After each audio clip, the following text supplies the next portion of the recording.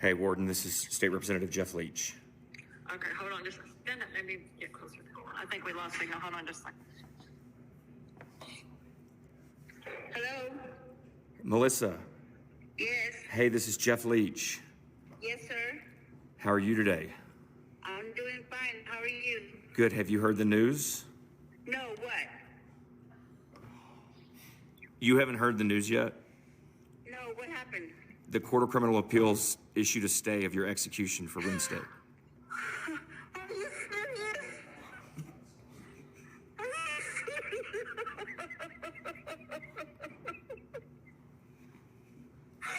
When did this happen? We just got word about 15 minutes ago. Oh my God! That is wonderful! Oh my God! What does that mean? Well, it means you're going to wake up on Thursday morning, Oh my goodness! and Oh, thank you, God! you're not making the trip to Huntsville on Wednesday, and the order was very strong in that it appears that you're gonna get a new trial at the very least. Oh my goodness! That is so wonderful! Thank you so much!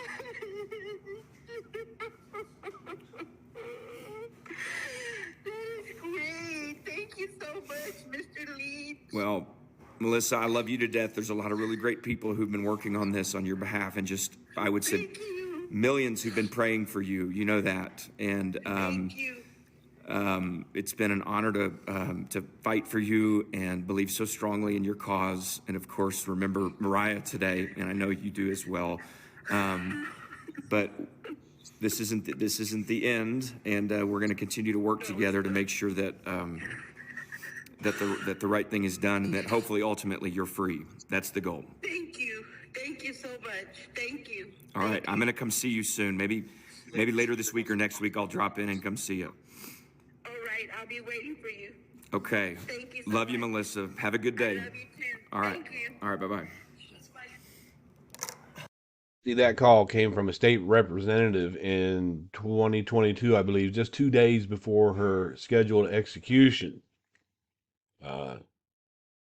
The state representatives in the Court of Criminal Appeals were already on her case. The Innocence Project is just trying to do a money grab on it, in my opinion. Now, I catch a lot of slack for this, and some of the Darlie non-supporters don't agree with me on this, and that's okay, but I firmly believe that she can show actual innocence. The medical examiner said that there was no other way that Mariah, the baby who died, could have sustained those injuries outside of abuse. But what I know is that she died 2 days after she fell down a flight of stairs. And what I know is that her injury was due to blood coagulation. The bruises were due to blood coagulation. She has 12 children. We also have these children saying that she was never abusive to them. And these are people that knew her. They believe that the one child, Alexandria or Selena, had actually was abusing her. The other children said she was abusing her, and that they pushed her down a flight of steps. The prosecutor in the case, Villa Bobo, he was actually convicted of 13 counts of conspiracy, and he was accused of taking bribes, and he was running for office at the time. So what he would do is he would pick cases like this one, where she had no money, absolutely none, and they would just blast her.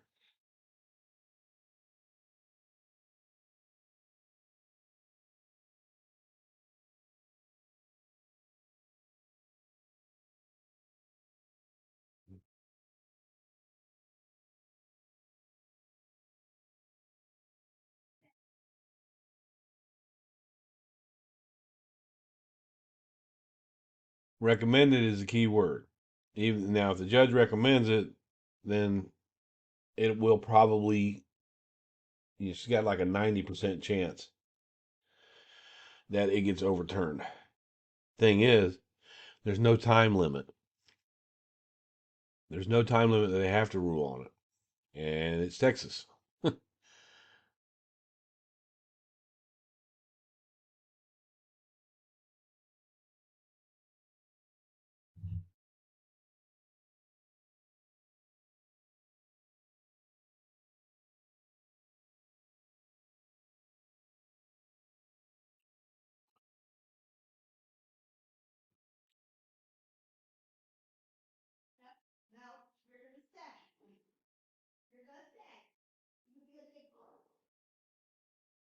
Physical ability was that one of her feet was turned inward.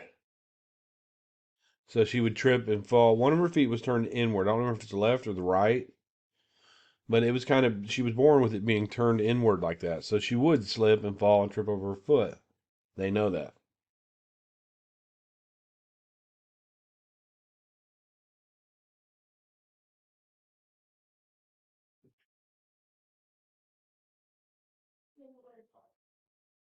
Now, Lucio never said that she killed her child. They asked how she disciplined her. And she felt like since she had would smack her on the rear end, she actually showed. I'll see if I can find her interrogation. She actually showed where she would how she would do it. But she never said she killed her. She said she's responsible for them. She felt like she was responsible for the bruising.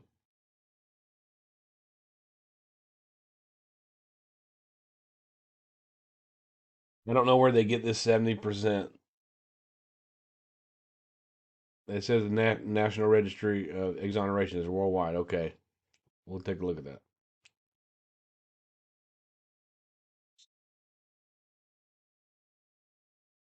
Maintaining your innocence. Okay, that doesn't mean anything to me. But this right here, see, I know what that's about. That is about her foot being inward. They didn't mention that.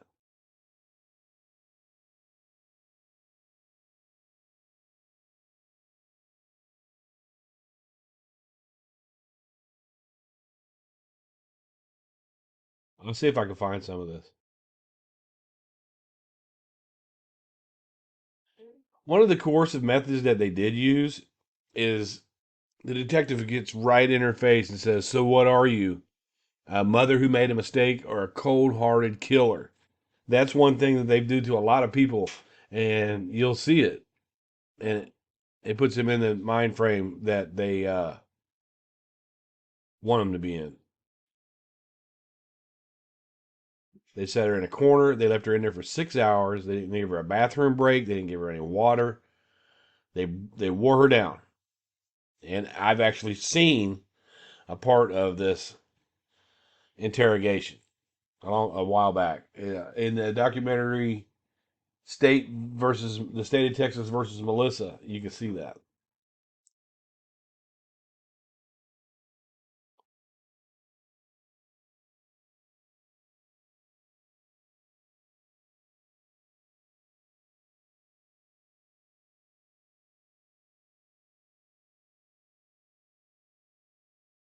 Now, experts who have reviewed Lucio's case, including her interrogation records, have concluded that Miss Lucio was relentlessly pressured and extensively.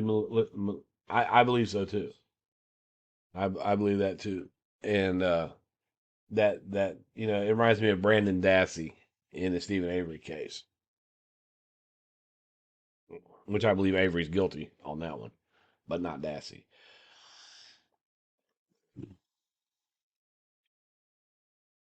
She never said, "I guess I did it." She never said that. I didn't see it anywhere.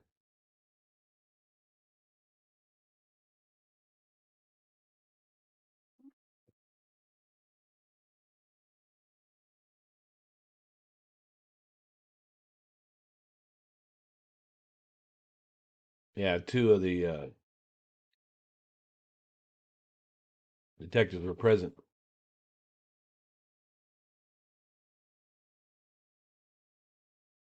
Incomplete health history.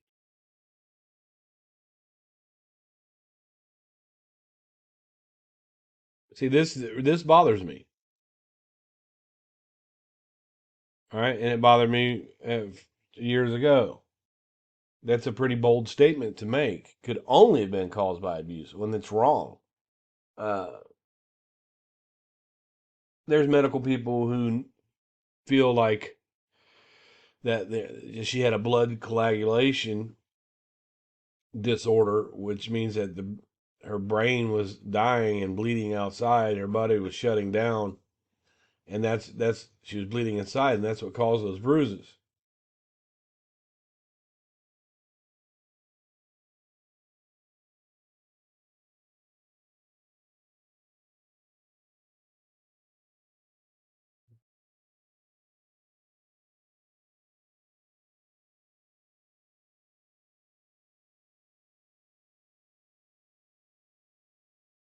Right here.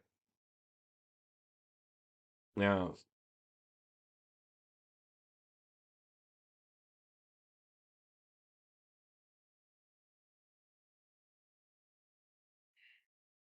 so we have a pediatric orthopedic surgeon who backs that.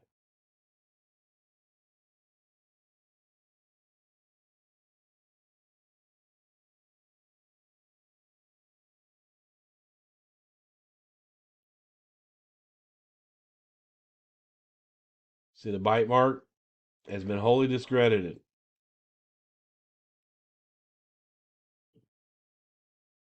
That's right. That's true.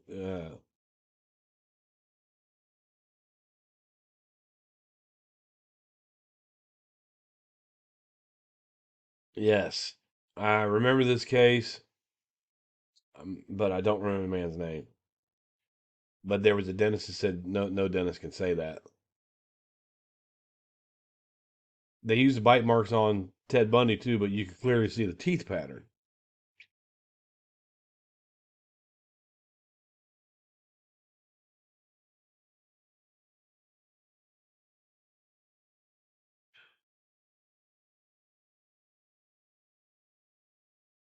She did have children's services on her tail, but and she had her kids removed. She had 12 kids. She was a promiscuous woman. She had 12 kids, and they never took the kids away because of physical abuse. It was for other things.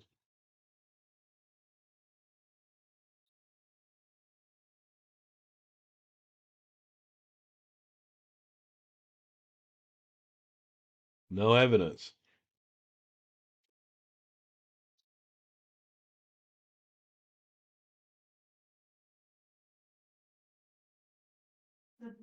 Hmm. Something she and Darlie have in common.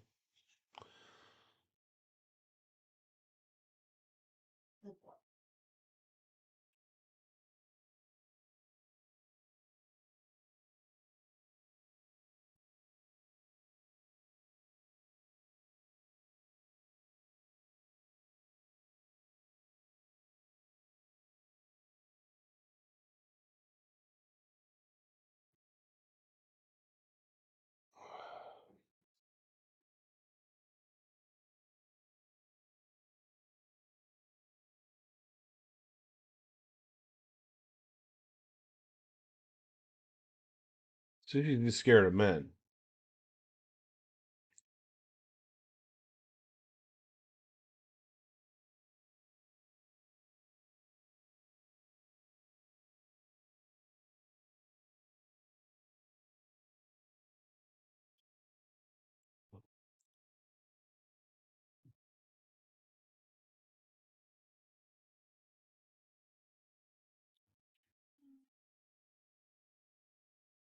There's new evidence in her case. They left a lot of stuff out.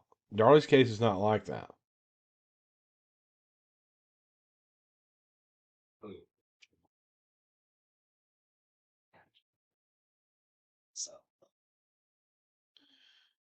Now you had Charles Sanford, who said that he didn't see the pictures of Darlie's bruises, even though it's in the evidence list, and even though they clearly spoke about those bruises during the trial in detail.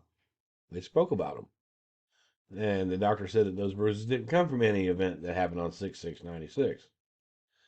This is a little bit different. We know jurors today that say that they saw all of Darlie's bruising pictures and they didn't buy it because of what the medical people said.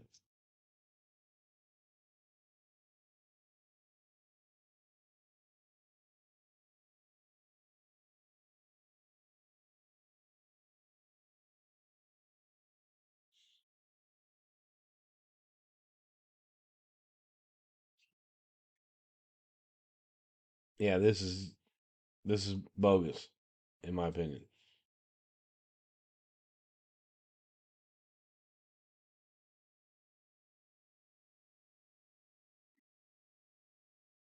See, you won't have any of this in Darlie's trial.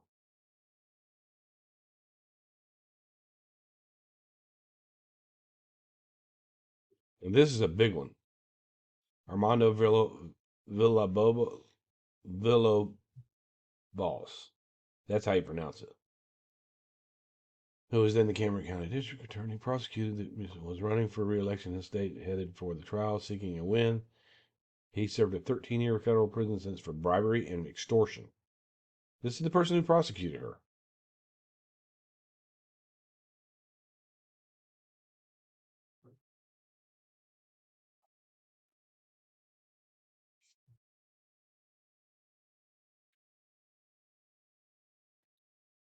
More than 100 previous allegations. He went for these easy cases because he was running for office, so he wanted to make it look like he was there for the kids.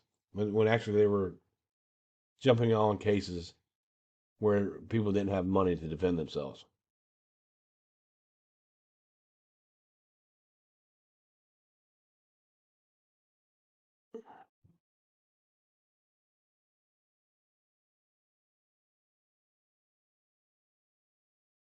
They did that to her. They kept telling her she was guilty.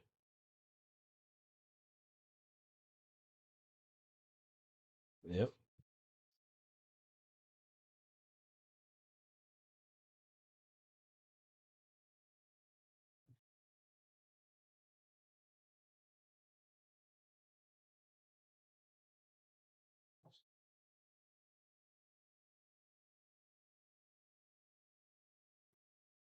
Now, this is not like what James Cron did in the Darlie Routier case. He had experience with 4,000 bodies prior to getting there, and he felt like it was an inside job. He did not blame Darlie Ralph for it. He felt like they felt like it was Darren actually.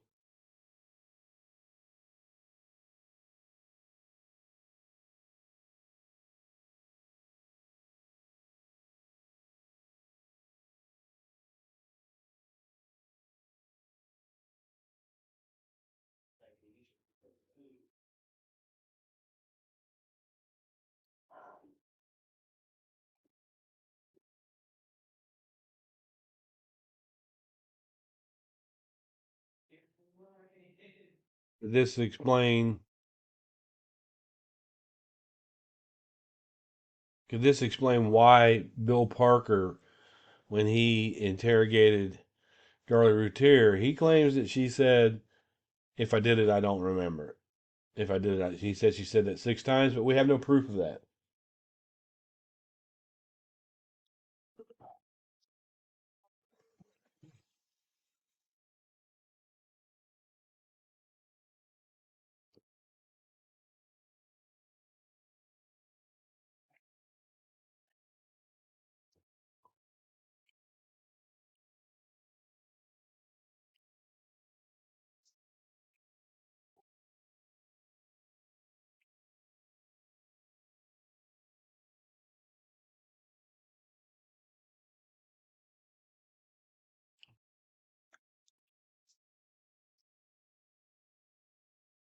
Okay, let's stop the whole, Sully said, well, Darlie's the one that got the Innocence Project on her. No, the Innocence Project's honed in on this.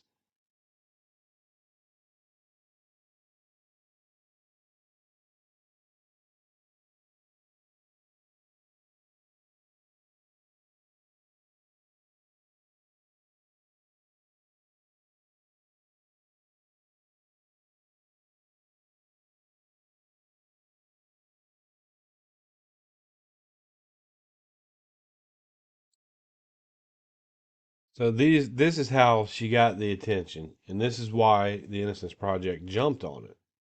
Had nothing to do with Darlie. Darlie told the Innocence Project about him. No, the Innocence Project honed in on all of this support that Melissa Lucio has. I've had the pleasure of meeting Melissa, and a judge finally declared her innocent through the Innocence Project. I've actually met this lady. Very, very nice, respectful lady. Very timid, I noticed. You know, he says through the Innocence Project, all right? But basically, the Innocence Project jumped on that. They jumped on that case because hundreds of other Texas legislators, lawyers, churches, the Court of Criminal Appeals. So the Innocence Project jumped on that. It's a money grab for them. But let's listen more to what Sully says. When I met her face to face, very nice.